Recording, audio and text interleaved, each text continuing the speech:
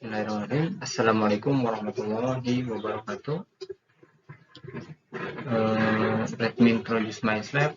My name Muhammad Erdiansyah from PRODI Pendidikan Bahasa Inggris. I will read pronunciation achievement for final exam. Next, a biography from Kilian Journey. When you picture mountain climbers scaling Mount Everest, what probably comes to mind are teams of climbers with a Sherpa guides landing them to the summit, equipped with oxygen masks, supplies, and tents. And in most cases, you'd be right, as 97% of climbers use oxygen to ascend to Everest summit at 8,850 meters above sea level. Thin air at high altitude makes most people breathless at 3,500 meters, and the vast majority of climbers use oxygen past 7,000 meters.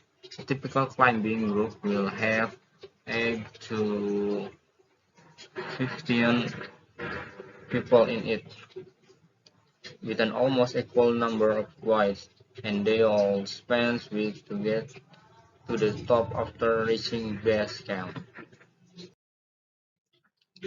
But ultra-distance and mountain runner Chilean Jornet Brugada ascended the mountain in May 2017 alone, without an oxygen mask or fixed ropes for climbing. Oh, and he did it in 29 hours, with food poisoning, and then 5 days later, he did it again, this time in only 17 hours.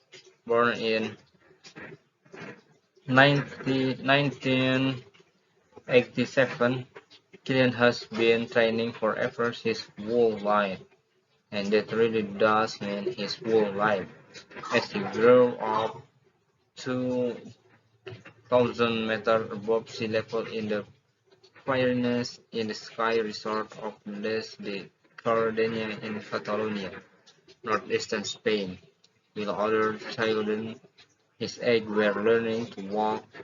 Killian was on skis at 1.5 years old. He did a 5-4 kick with his mother, entirely under his own steam. He left his first even further behind when he climbed his first mountain and competed in his first cross-country ski race at age 3.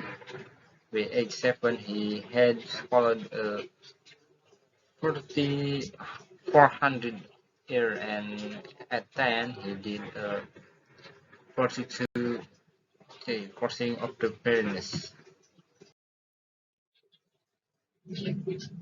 He was 13 when he says he started to take it seriously and trained with the SI Mountaineering Technical Center, or CTA-MC, in Catalonia, entering competition and working with a cruise.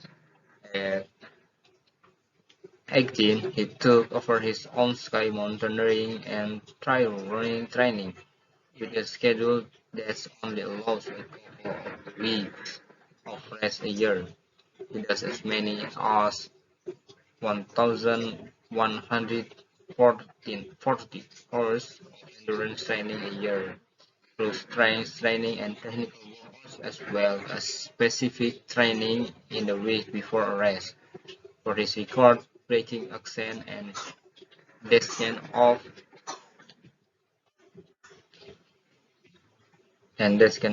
the Matterhorn, he prepared by climbing the mountain 10 times until he knew every detail of it, even including where the sun would be shining at every part of the day. sleeping only 7 hours a night, killing journeys in almost superhuman. His resting heart rate is extremely low at 33 beats per minute, compared with the average man's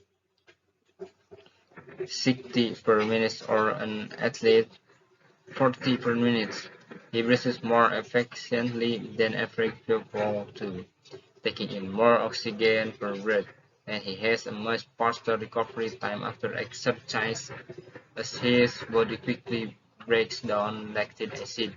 The acid is the acid in muscles that cause pain after exercise.